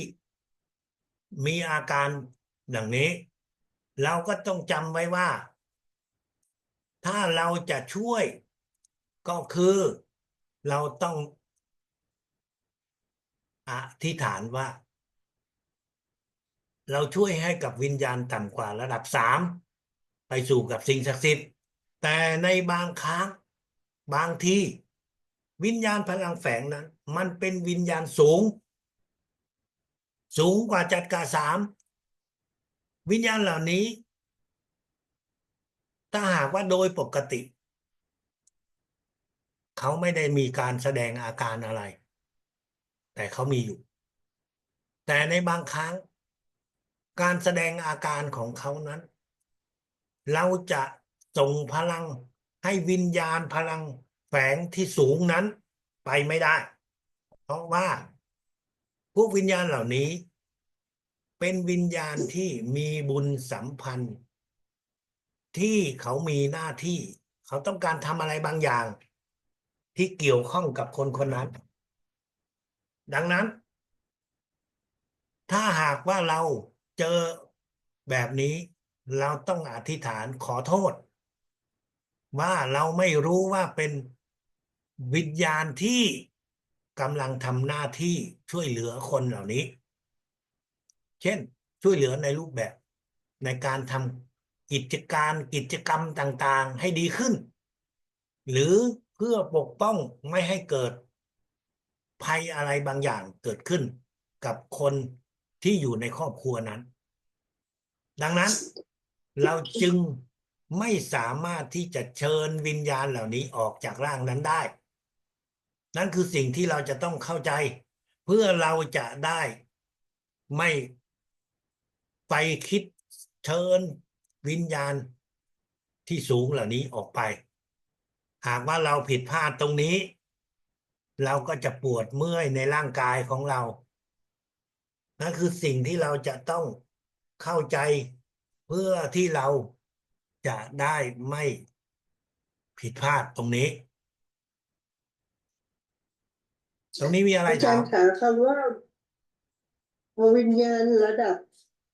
ต่ำกว่าสามกับเหนือกว่าจักระที่สามเนี่ยไม่เข้าใจว่าทำไมเราระดับวิญญาณมาเทียบกับระดับจักระอะค่ะคือเป็นพวกวิญญาณถ้าหากว่าเรารับรู้เนี่ยมันกระตุกอยู่ที่ร่างกายของเรานะครับถ้าเรารับรู้มันจะกระตุกถ้ามันกระตุกอยู่ต่ำกว่าจักระสามเราเรียกว่าวิญญาณต่ำแต่บางครั้งมันจะมากระตุกอยู่ที่ไหล่ของเราอยู่ที่แขนของเราอยู่ที่หน้าของเราอยู่ที่คิ้วของเราอย่างเงี้ยมันกระตุกอันนั้นคือเราเรียกว่าวิญญาณสูงจึอืงเรียกว่ามวิญญาณต่ำกว่าจักระสามหรือว่าวิญญาณสูงกว่าจักระสามวิญญาณสูงกว่าจักระสามอาจจะวิญญาณของบรรพบุรุษของเขาที่ต้องการดูแลลูกหลานหรือว่าเป็นวิญญาณที่มีบุญสัมพันธ์เขาก็จะมาแสดงตัวออกในรูปแบบที่ได้กล่าวไว้เราเราไม่ตั้งชื่ออาจารย์ของแต่ละวิญญาณแต่ท่านอาจารย์ใหญ่ให้เรียกรวมๆว่าวิญญาณต่ำกว่าจักระสามหรือวิญญาณที่สูงกว่าจักระสามอาจารย์แล้วสมมติถ้าจักระสามเราไม่รับรู้ไม่รู้สึกว่ากระตุกนะคะอาจารย์ก็นั่นไงเราถึงเรียกว่าถ้าไม่รู้สึกกระตุกก็คือวิญญาณเหล่านั้นเขาได้รับพลังจากเราแล้วถ้าเมื่อเราเรียนถึงระดับ7และ7+1เขาจะไม่ต้องเข้าใกล้เราเขาก็ได้รับพลังแล้วถ้าเราเปรียบเทียบในทางโลกเพื่อเข้าใจง่ายๆเรามีพลังสูงเราก็เหมือนกับเศรษฐีแล้วก็มีบอดี้การ์ดมีคนดูแลอยู่ข้างๆใครจะเข้ามาเข้าใกล้ไม่ได้ และบริการเหล่านี้ หรือว่าคนของเราเนี่ยก็จะบริจาคให้เขาไป เหมือนกับขอทานอย่างเงี้ย ไม่ต้องเข้ามาใกล้เจ้านายของฉันเอาไปบาท2 บาทอย่างเงี้ยไปเลยไปเลย อย่างเงี้ยเขาวิญญาณต่ำเนี่ยเขาได้เข้ามาได้รับเงินทองเล็กน้อยอย่างเงี้ยวิญญาณเราไอ้คนขอทานนั้นเขาก็จะไปเลยนะในเรื่องของทางจิตวิญญาณนั้นคือวิญญาณที่ต่ำกว่าจักระ3นั้นเขาจะได้รับพลังจากการที่พลังของเรานั้นมีอยู่โดยที่เราไม่ต้องอธิษฐานอะไร นั่นคือวิญญาณตั้งแต่ระดับ3ลงมาเข้าใจตรงนี้ใช่ไหมครับ ยังไม่ชัดค่ะอาจารย์เดี๋ยวขออนุญาตทวนนะคะอาจารย์ว่าสมมติว่าถ้าเอ่อเราสัมผัสกับวิญญาณที่ต่ำกว่าระดับ3ถ้าถ้าเราถ้าเรารู้สึกแสดงว่าเขาสื่อสาร แล้วก็อยากให้เราส่งพลังให้ถูกไหมคะอาจารย์ใช่ครับแต่ถ้าเราไม่รู้สึกกระตุกที่ระดับต่ำกว่าจักระ3แสดงว่าเราพลังของเราส่งไปอัตโนมัติแล้วเราก็ไม่รู้ว่ามีพลังอยู่ตรงนั้นหรือเปล่าที่เขาอยู่ไหมแต่เรารู้ว่าเขารับไปแล้วอันนี้ข้อที่1หรือเขารับไปแล้วหรือไม่อย่างนั้นเนี่ยตัวพลังของเราหรือว่าเทพที่คุ้มของเราเนี่ย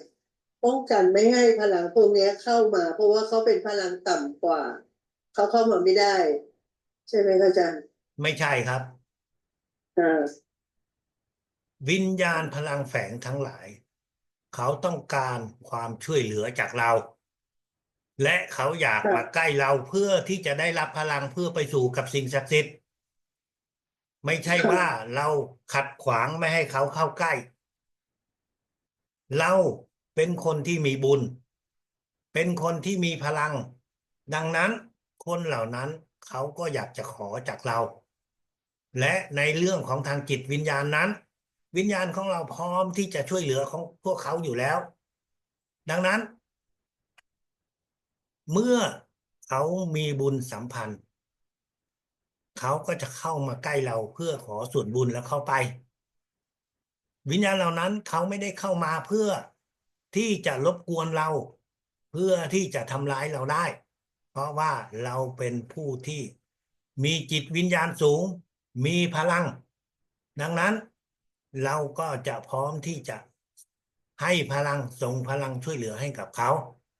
แต่นะเราต้องยอมรับว่ามีหลายดวงวิญญาณไม่มีความสัมพันธ์อะไรกับเรานะครับไม่มีบุญสัมพันธ์อะไรกับเราดังนั้นเขาก็จะอยู่ไกลๆเขาก็ไม่สามารถที่จะเข้ามาใกล้เราได้นั่นคือสิ่งที่เราจะต้องเข้าใจว่าวิญญาณพลังแฝงโดยทั่วไป ถ้าหากว่าเขามีบุญสัมพันธ์กับเราเขาก็จะเข้ามาใกล้เราเพื่อขอพลังเพื่อที่จะไปสู่กับสิ่งศักดิ์สิทธิ์ไปเกิดใหม่นั่นคือสิ่งที่เราจะต้องเข้าใจว่าเรามีบุญมีพลังที่พร้อมที่จะให้เขาเสมอถ้าเขาต้องการแต่สำหรับวิญญาณสูงเขาไม่ได้ต้องการเราเขาอืมวิญญาณของเขาวิญญาณสูงเขาอยากไปตอนไหนก็ไป แต่ว่าเขาสงสารลูกหลานเขาสงสารคนที่มีบุญสัมพันธ์กับเขาเขายังอยู่ยังเข้าไปในร่างของคนเหล่านั้นเพื่อที่จะสะสางในสิ่งที่เขาต้องการที่จะทำในบางครั้งเราเจอกระทั่งแม้ว่าวิญญาณของผู้เสียชีวิตเขากลับเข้ามาเพื่อที่เขาจะมาเป็นพยานมาเพื่อจะจัดการไอ้บางสิ่งบางอย่างที่ยังตกค้างอยู่ในครอบครัวอยู่ในญาติพี่น้องที่ยังเถียงกันอยู่นะครับดังนั้นวิญญาณสูงเหล่านั้นเขาจะเข้ามาแสดงตัวออกนะครับ นั่นคือสิ่งที่เราต้องเข้าใจว่า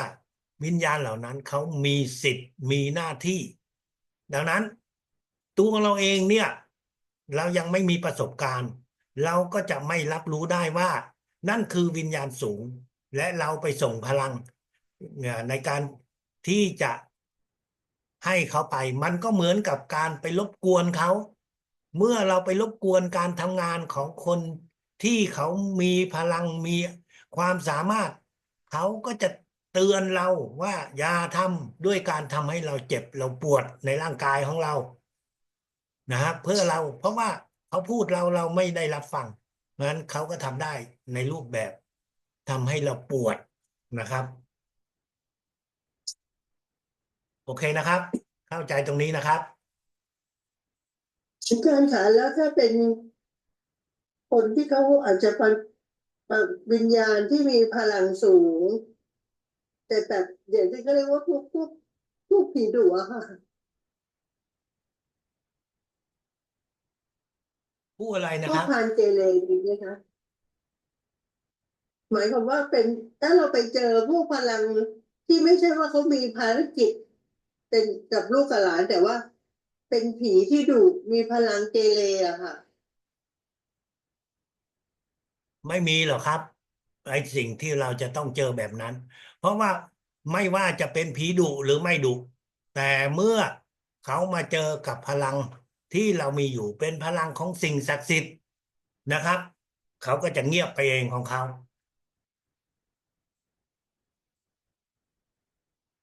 มีผู้เรียนพลังจักรวาลหลายคนเนี่ยเขาเข้าไปในสถานที่ของผู้เข้าทรงของผู้ที่ทำอาชีพเหมือนกับว่าทำสิ่งของปลูกเสกอะไรเนี่ยพอผู้เรียนพลังจักรวาลเนี่ยเข้าไปเนี่ยครับเขาก็เลยจะบอกว่าช่วยไปที่อื่นให้เขาทำมาหากินด้วยเพราะว่าถ้าเราไปที่นั่นวิญญาณที่เขาใช้ในการทำงานนั้นก็จะรับพลังแล้วก็จะทำให้ผู้ที่หากินในรูปแบบนั้นหมดความสามารถ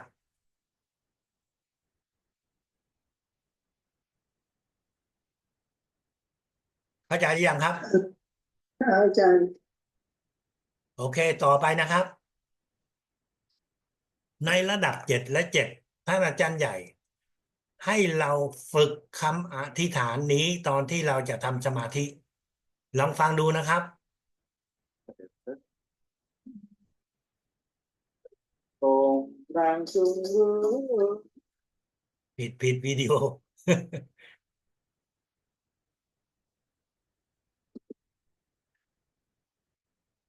คำอธิษฐานนี้คือคำที่ในภาษาเวียดนามออกเสียงว่า cầu nguyện ngọc hoàng thượng đế cầu nguyện ngọc hoàng thượng đế ตอนนี้ฟังเสียงอธิษฐานโดยตรงกับท่านอาจารย์ใหญ่ Rồi anh chị em Thâu Băng để anh chị em nghe cái âm điệu về anh chị em học bằng trực tiếp anh chị em cầu nguyện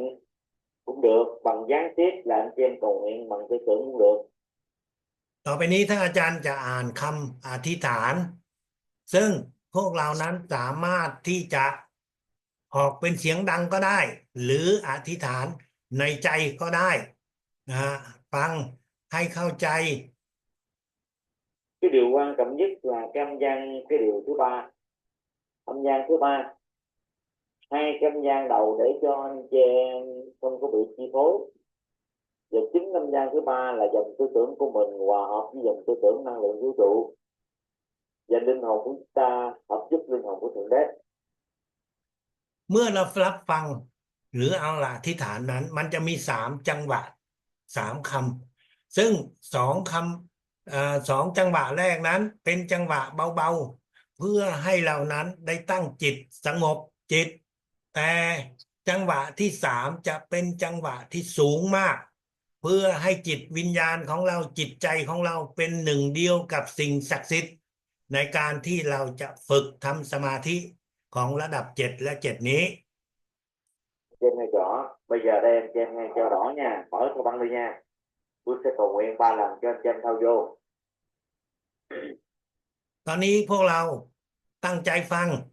ถ้าอาจารย์จะอธิษฐาน3 ครั้งซ้ำ3 ครั้ง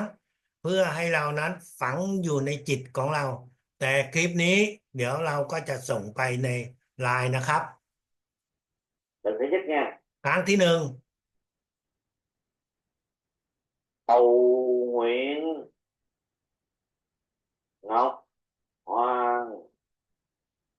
Thượng Đế.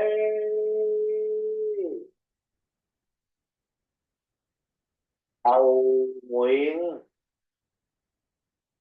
Ngọc Hoàng Thượng Đế. Cầu nguyện Ngọc Hoàng Thượng Đế. Rồi đó, 3 lần á, anh chị em nghe đều anh chị em tắt. ครับครบ3 ครั้งแล้วนะครับเราฟังและเราอาจจะออกเสียงตอนที่เราทำสมาธิก็ได้ หรือไม่เราก็คิดอยู่ในจิตของเราก็ได้สำคัญคือคำว่าเถื่องเดะให้เราออกเสียงสูงขึ้นไปที่สุด เท่าที่เราจะออกได้เพื่อให้จิตวิญญาณของเราเป็นหนึ่งเดียวกับสิ่งศักดิ์สิทธิ์เพื่อทำให้เรานั้นได้มีความสามารถ นั่นคือการฝึกทำสมาธิโดยการอธิษฐานคำว่าcầu nguyện Ngọc Hoàng Thượng Đế การใช้วิชาพลังจักรวาลในระดับ7และ7+1นี้ เราจะใช้ในรูปแบบต่างๆที่ได้กล่าวไว้ส่งพลังให้กับตัวเราเอง หรือส่งพลังให้กับคนอื่น หรือการส่งพลังช่วยเหลือในรูปแบบต่างๆที่เราได้กล่าวไว้ สิ่งที่เราจะต้องเรียกว่าแยกแยะระหว่างระดับ7และ7+1นั้นก็คือ ในระดับ7เราจินตนาการทุกอย่างของพีระมิดเราฝึกแบบนี้โดยประมาณ1 สัปดาห์หลังจากนั้นเราก็จะฝึกในสัปดาห์ที่2ต่อไปด้วยการที่เราจะเอาพีระมิดเล็กตัวจริงมาวางพีระมิดเล็กตัวจริงนี้เราจะวางอยู่บนร่างกายของเราในจุดที่เราต้องการส่งพลังหรือวางอยู่บนร่างกายของผู้ที่เราการส่งพลังให้การที่เราจะใช้วางพีระมิดนี้ได้แน่นอนมันมีข้อจำกัดว่าจะต้องใช้พีระมิดตัวจริงวางอยู่บนร่างกายไม่ใช่เป็นการจินตนาการนั่นคือระดับ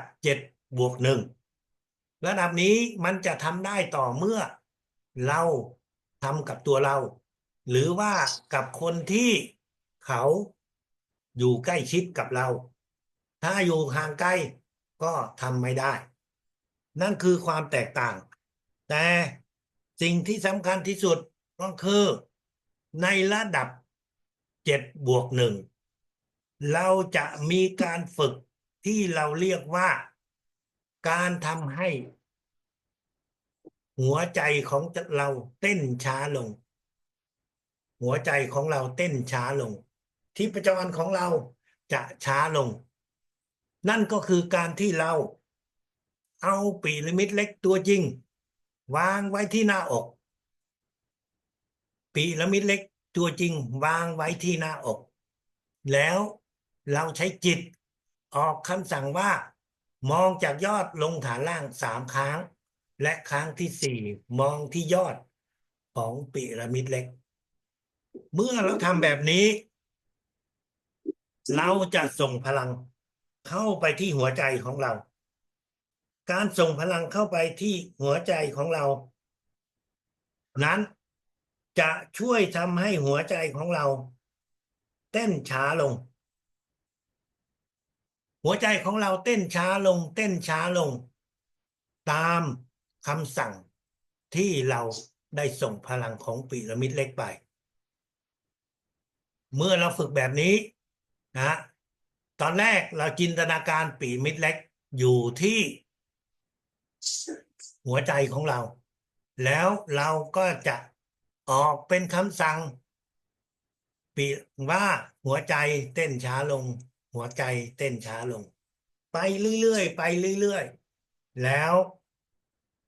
เราจะมีความรู้สึกว่าเท้าของเรานั้นเริ่มเย็นเริ่มชา อาการนี้มันจะเย็นชาอยู่ที่เริ่มต้นจากที่เท้าของเราฝ่าเท้าของเรา ขึ้นมาที่ข้อเท้า ขึ้นมาที่กล้ามเนื้อของเท้าขึ้นมาที่น่องจนขึ้นมาที่เอว แน่นอนไม่ใช่ว่าฝึกวันเดียวมันจะได้อาการแบบนี้ แต่จะฝึกไปเรื่อยๆในสมัยก่อนเขาฝึกกันเป็นปี แล้วถึงจะขึ้นไปอีกระดับหนึ่ง ดังนั้น เมื่อเราฝึกอาการนี้มันเกิดขึ้น ไม่ต้องตกใจก็ฝึกไปเรื่อยๆเมื่อถึงอาการเย็นมันถึงอยู่ที่เอวที่ท้อง เราก็จะไม่ต้องฝึกอีก วันหนึ่งเราจะฝึกกี่ครั้งก็ได้1 ครั้ง 2 ครั้งหรือมากกว่าถ้าเรามีเวลา นั่นคือการฝึกให้หัวใจของเราเต้นช้าลง โดยปกติจิตของเรานั้น จะควบคุมได้อวัยวะ อย่างเช่นตาจมูกปากหูแต่หัวใจนั้น เราควบคุมไม่ได้ มันเป็นอวัยวะอยู่ภายใน มันทำงานอัตโนมัติของมัน แต่เรากำลังฝึกให้จิตของเรามีความเข้มแข็งมีความสามารถให้เรานั้นได้สัมผัสกับการที่หัวใจของเราเต้นช้าลง เมื่อเราฝึกแบบนี้ไปเรื่อยๆเราจะฝึกได้ต่อเมื่อเราไม่เป็นโรคหัวใจ ถ้าเราเป็นโรคหัวใจไม่ฝึก ถ้าเรามีเครื่องช่วยหัวใจไม่ฝึก เพราะว่าถ้าหากว่าเราส่งพลังเข้าไปคลื่นความถี่ของพลังที่เราส่งเข้าไปนั้น จะทำให้เครื่องช่วยหัวใจนั้นทำงานผิดพลาด ดังนั้นเราจะไม่ส่งไปที่หัวใจ นั่นคือสิ่งที่เราจะต้องเข้าใจเพื่อฝึกฝนให้หัวใจของเราให้ความสามารถของจิตของเรานั้นได้เข้มแข็งมากขึ้น เราสามารถที่จะส่งพลังในการเพิ่มความสูง ให้กับคนที่อยู่ในช่วงอายุ12 ปีจนถึง40 ปี โดยจินตนาการพีระมิดเล็กอยู่ที่จักระ7แล้วหลังจากนั้นก็จินตนาการพีระมิดเล็กอยู่ที่ใต้จักระ2จินตนาการพีระมิดตรงนั้นแล้วก็รับพลังก็คือมองจากยอดลงฐานล่าง3 ครั้งและครั้งที่4มองที่ยอดเราทำอย่างนี้ให้กับ2 จุดทำซ้ำนะครับ2 จุดอยู่ที่จักระ7และใต้จักระ2ทำอย่างสม่ำเสมอส่งพลัง2 จุดนี้อย่างสม่ำเสมอในช่วงเวลา 5-6 เดือนเราก็จะมีความสูงเพิ่มขึ้น10 เซนติเมตรเมื่อสูงเพิ่มมากพอแล้วเราก็หยุดไม่ต้องทำอีกนั่นคือการส่งพลังเพื่อเพิ่มความสูงในการส่งพลังนั้นเราสามารถที่จะประยุกต์ใช้ส่งพลังให้กับคนที่ติดเหล้าติดบุหรี่หากว่าเราต้องการช่วยเหลือคนเหล่านี้เราก็จะส่งพลังใช้จักระ6ของเราส่งพลังโดยที่เรามองเห็นเขากำลังดื่มเหล้ามองเห็นเขากำลังสูบบุหรี่เราก็จะส่งพลังเข้าไปในเหล้าหรือบุหรี่ที่เขากำลังใช้เมื่อพลังนี้ไปถึงเขาเขาจะมีความรู้สึกว่าสิ่งของเหล่านี้มันไม่มี ความอร่อย ไม่สร้างความรู้สึกครื้มให้กับพวกเขา เขาก็จะเบื่อ เขาก็จะเลิกมันไปเอง นั่นคือสำหรับเหล้าและบุหรี่ ส่วนสำหรับคนที่ติดยาเสพติด เราก็จะส่งพลังเหล่านี้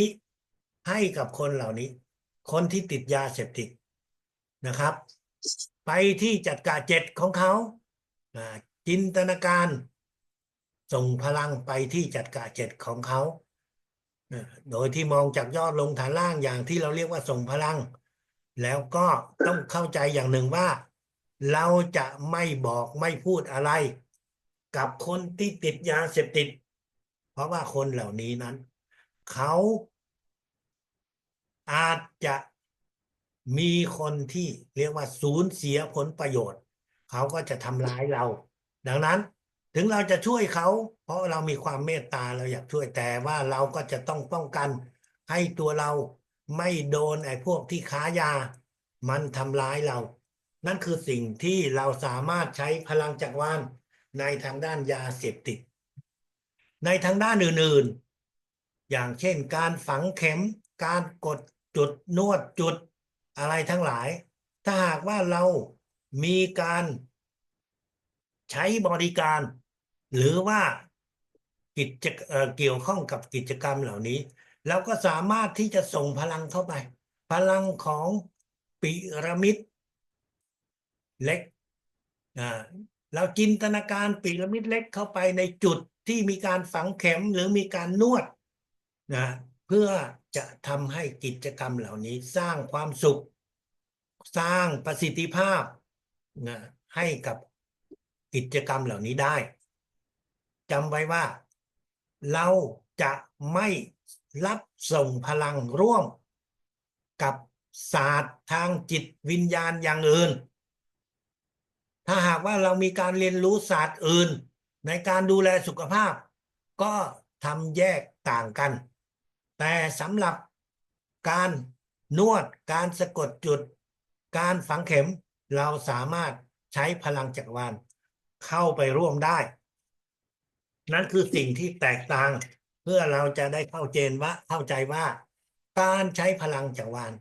เราร่วมกับแพทย์แผนต่างๆได้ ยกเว้นพวกที่เกี่ยวกับพลังจิตถ้าเป็นพลังจิตอย่างอื่น เราก็อยากใช้ก็เป็นสิทธิ์ของเรา แต่ให้ทำในช่วงที่แตกต่างเวลากัน เช่นถ้าใช้พลังจักรวาลช่วงเช้าอย่างอื่นก็ใช้ไปช่วงบ่าย ถ้าใช้อย่างอื่นช่วงเช้า ก็พลังจักรวาลก็ไปทำช่วงเวลาอื่น นั่นคือสิ่งที่เราจะต้องเข้าใจ เพื่อเราจะได้ไม่ผิดพลาดในการใช้พลังร่วมกับศาสตร์อื่นๆ ในวิชาพลังจักรวาลนั้น เราสามารถใช้ได้กับอย่างเช่น ถ้าเราส่งพลังให้กับผู้ที่กำลังใช้ยากินยาของแพทย์แผนตะวันตกอยู่ เราก็สามารถที่จะส่งพลังเข้าไปในยาเหล่านั้น ไม่ว่าจะเป็นแผงยาขวดยาเพื่อให้วิญญาณพลังแฝงเหล่านั้นได้ไม่ใช่เพื่อให้ยาเหล่านั้นได้มีประสิทธิภาพที่ดีขึ้นสูงขึ้น นั่นคือสิ่งที่เราสามารถที่จะทำได้นะครับ ในการที่เราจะส่งพลังให้กับพวกยา แต่ถ้าเราเป็นคนที่มีการทำการค้าทำกิจกรรมกับยา ที่มันเป็นของตัวเราก็สามารถส่งพลังให้กับร้านยาเหล่านั้นได้เช่นเดียวกัน นั่นก็คือจะต้องเป็นร้านยาของตัวเราเอง แต่ถ้าเป็นของคนอื่น เราส่งพลังเข้าไปจะไม่ได้ผลนะครับนั่นคือการส่งพลังให้กับร้านยา หรือว่ายาต่างๆ เพื่อให้ประสิทธิภาพของยานั้นได้ดีขึ้นได้มีเรียกว่าผลดีขึ้น หรือผลข้างเคียงที่น้อยลง ก่อนที่ออกจากบ้าน ก่อนที่จะไปไหน ให้เราส่งพลังให้กับยานพาหนะที่เราจะใช้ อย่างเช่นว่า เรานั่งเครื่องบิน เราก็ส่งพลังให้กับเครื่องบิน นั่งรถไฟนั่ง หรือแม้กระทั่งรถของตัวเราเองแล้วส่งพลังให้กับรถของเราส่งพลังให้กับเส้นทางที่เราจะไป เมื่อเราส่งพลังแบบนี้ ก็จะทำให้เรานั้นสามารถเดินทางได้อย่างปลอดภัย สามารถทำให้ผู้ร่วมกับเราได้มีความปลอดภัยนะฮะเพราะว่าอย่างเช่นเรานั่งเครื่องบิน เมื่อเครื่องบินมีอาการสั่นเราก็ส่งพลังให้กับเครื่องบิน อธิษฐานพีระมิดเล็ก คุมอยู่ในเครื่องบิน คุมอยู่บนเส้นทางที่ข้างหน้าเครื่องบิน เดี๋ยวเครื่องบินมันก็จะหยุดสั่นแน่นอนเราอาจจะไม่เชื่อ แต่ถ้าเราทำไปแล้วเราจะเห็นผลมันเกิดขึ้นได้จริง นั่นคือสิ่งที่เราสามารถทำได้ ผู้เรียนพลังจักรวาลหลายท่านก็ได้ทดสอบในเรื่องนี้แล้วก็ดีใจว่าเอ๊ะมันเกิดขึ้นได้จริงเหรอนั่นคือการส่งพลังในชีวิตประจำวันที่เราสามารถที่จะทำได้ ถ้าอาจารย์ใหญ่บอกให้เราว่า วิชาพลังจักรวาลนะมันเป็นวิชาที่ท่านได้เรียนรู้ทางจิตกับสิ่งศักดิ์สิทธิ์ดังนั้นพวกเราเองต้องฝึกเรียนรู้ทางจิต ไม่ใช่ว่าเราแค่ฟังสิ่งที่ท่านอาจารย์ใหญ่สอนแล้ว ก็คือมากพอไม่ใช่ สิ่งที่ท่านสอนให้เรานั้นเป็นแค่ส่วนหนึ่งที่เราจะต้องเรียนรู้ในวิชานี้ ซึ่งแต่ละคนเหล่านั้นจะมีสถานภาพ มีชีวิตที่แตกต่างกัน ดังนั้นเมื่อเราเรียนรู้ในวิชานี้ ท่านจึงบอกให้เราว่าให้ฝึกสัมผัสทางจิต เพื่อเรียนรู้กับสิ่งศักดิ์สิทธิ์ได้ด้วยตัวเราเองในอนาคต ตอนนี้เราเป็นลูกศิษย์ในระดับ7เราก็ฝึกติดต่อทางจิตกับท่านอาจารย์ใหญ่ ในช่วงที่เราทำสมาธิ ในจิตของเราก็อธิษฐานลูกขอให้จิตวิญญาณท่านอาจารย์ใหญ่ ช่วยลูกได้เรียนรู้ทางด้านจิตวิญญาณ เราฝึกทำด้วยคำอธิษฐานนี้ เราทำสมาธิส่งคำถามไปหาท่านอาจารย์ใหญ่ หลังจากที่เราได้อธิษฐานแล้วคำถามนั้นจะเป็นคำถามอะไรก็ได้ ส่งเข้าไปในทางจิตให้กับท่านอาจารย์ใหญ่ เพื่อทำให้จิตของเรานั้น ได้เรียนรู้ทางจิตกับท่านอาจารย์ใหญ่เรื่องมิงดางนั่นคือการฝึกฝนแน่นอนเราอาจจะอยากรู้ว่าเอ๊ะแล้วเราจะได้คำตอบหรือไม่ เราจะได้คำตอบอย่างแน่นอน แต่ในช่วงแรกให้เราฝึกทำรูปแบบอธิษฐานให้ท่านอาจารย์ใหญ่ช่วยสอนให้เรา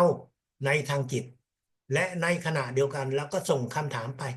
1 2 3คำถามอะไรก็ได้ ถามแบบง่ายๆ ถามแบบว่าได้หรือไม่ได้ นั่นคือช่วงแรกนะแล้วเราก็นั่ง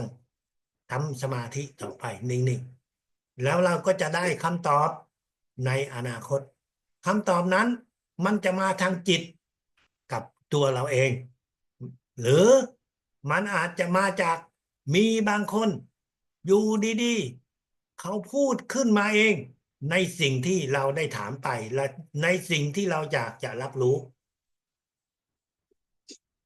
มีคำถามอะไรหรือไม่ครับ เชิญครับ จบแล้วของระดับ7และ7+1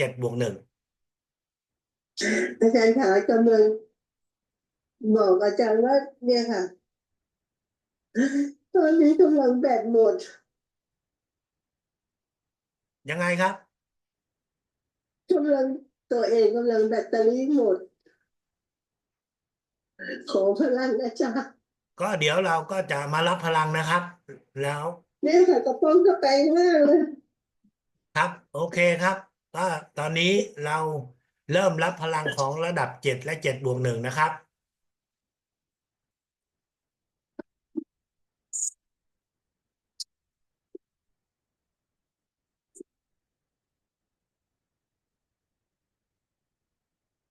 ช่วยยกพีระมิดที่เราจะฝึกฝนให้ผมมองเห็นด้วย ทั้งพีระมิดใหญ่และพีระมิดเล็กนะครับ วางบนมือก็ได้ วางบนมือครับ วางบนมือไม่ต้องวางยงยอดหรอกโอเคแบบนั้นครับอธิษฐานตามนะครับ เอา2 มือพยุงเอาไว้ จะได้ไม่เมื่อยลูกขอสิ่งศักดิ์สิทธิ์ ลูกของสิ่งศักดิ์สิทธิ์ จิตวิญญาณทั้งอาจารย์ใหญ่ จิตวิญญาณท่านอาจารย์สัญญา ให้ลูกและพีระมิด ให้ลูกและพีระมิด ได้รับพลังความสามารถ ได้รับพลังความสามารถ ของระดับ7 7+1ของระดับ7 7+1วางพีระมิดลงครับ มองตรงอย่าหลับตานะครับ เริ่มต้นครับ อย่าหลับตานะครับ มองตรงนะครับ